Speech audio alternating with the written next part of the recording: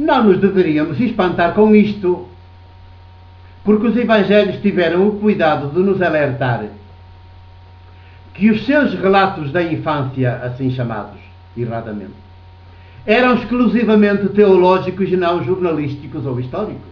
E eles alertam. Não dizem assim, atenção, que isto é teológico, não é para ser interpretado como uma reportagem jornalística ou um texto histórico de um historiador. Não dizem assim. Isso é a nossa maneira ocidental de dizer. Eles não. Dizem isso de uma forma muito simbólica, delicada, poética, velada, mas está lá. Ora vejam. A presença contínua de anjos nestes 2 capítulos primeiros é o grande sinal de que o clima que se respira nestes 2 capítulos, como depois nos dedicados às chamadas aparições do ressuscitado, que nunca ninguém viu, também aí começa a aparecer anjos outra vez. A presença contínua de anjos é sinal de que não estão na dimensão da história como tal, mas na dimensão, no universo outro, que se nos revela progressivamente, o universo outro, que é o universo de Deus, sempre presente, mas sempre invisível.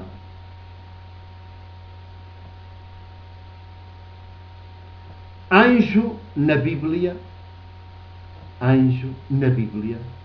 está sempre pelo próprio Deus, cujo nome os judeus não querem sequer pronunciar nem escrever, para nunca o fazerem em vão. O mesmo Deus que ressuscita Jesus e com isso diz de uma vez por todas que Ele é o Filho muito amado dele e que serão igualmente filhas amadas, amados dele, muito amados através dos tempos e lugares, todos aqueles, quaisquer que seja a nacionalidade, quaisquer que sejam a nacionalidade, a cor da pele ou a cultura, se parecerem com Jesus, com Ele, no seu ser viver, por outras palavras, ouvirem a palavra de Deus,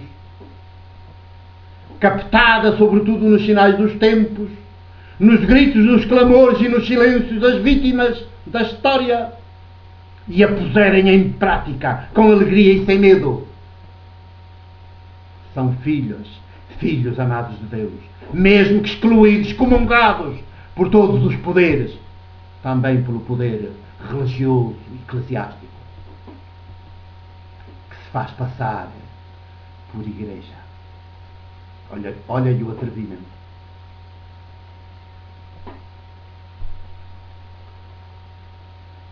Ao escreverem assim estes relatos da infância, teologicamente são uma preciosidade, estes 2 primeiros capítulos. As comunidades cristãs que estão por trás destes textos, destes evangelhos, conseguem inculturar a boa notícia de Deus no contexto cultural, religioso e político que era o delas naquela altura em que os evangelhos estão a ser difundidos e a missão estava a decorrer no terreno. As igrejas, pelo contrário, ainda hoje, a começar pela católica de que eu sou membro, e é sempre com muita mágoa, com muita dor, que eu digo, que eu tenho de reconhecer. As igrejas, pelo contrário, vivem preguiçosamente, ainda hoje, século XXI, vivem destes relatos.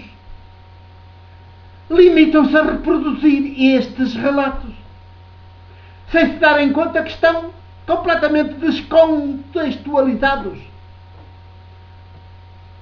nada inculturados no nosso hoje e aqui.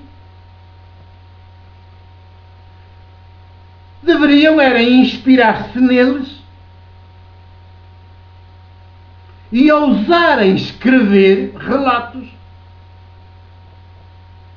que inculturem no nosso hoje e aqui a boa nova notícia de Deus, que é Jesus de Nazaré, o crucificado ressuscitado. Mas isto é altamente subversivo e as igrejas não são para isso. Que dizer que o maldito é o bendito de Deus. O excomungado é o comungado de Deus. O excluído é o amado de Deus. O Deus do poder, está bem, do poder eclesiástico, é um ídolo e não o Deus de Jesus. Não só para isso. Para onde é que iam os seus privilégios? Mas depois há pior. Depois do século IV, a Igreja torna-se, como se sabe, religião. Deixou de ser Igreja e passou a ser religião. A Igreja é a comunidade, a Assembleia convocada pelo Espírito de Jesus para continuarem a ser outros Jesus no hoje e aqui de cada geração. Ela tornou-se religião. E religião oficial e única do Império Romano. É o mesmo que matou Jesus na cruz. Então toda esta preciosidade teológica, que são estes dois primeiros capítulos de Mateus e de Lucas, esta preciosidade teológica foi totalmente pervertida. Até hoje. Num ambiente de politeísmo feroz, como era o de então, no Império Romano, as comunidades das discípulas dos discípulos de Jesus resistiram como puderam e afirmaram-se não como uma religião mais, entre as outras, mas como a via ou caminho de libertação para a liberdade e maioridade humana. Elas não tinham outro culto que não fosse comer juntos, na mesma mesa, partilhar e aprofundar a palavra de Deus e pô-la em prática. Era o culto, o único culto da Igreja primitiva. E, sobretudo, ainda fazia parte deste culto, e é o mais arriscado, anunciar às nações e aos povos a boa notícia de Deus, que é Jesus, o crucificado pelo templo e pelo império. Em quem Deus reconhece como seu filho. Esta é a grande boa notícia, a espantosa boa notícia da história. Portanto, uma missão arriscadíssima, porque vai pôr sempre em xeque contra os poderes instituídos, o império, o templo, a ideologia oficial, a lei, até a teologia idolátrica, que justifica tudo, esses poderes. Vai pôr tudo em causa, em questão. A missão é assim, muito arriscada, martirial. Mas é esta missão que as primeiras comunidades vivem, praticam, realizam. E é por isso que quase todas, acabam, como Jesus, a perder a vida. Já seguiremos.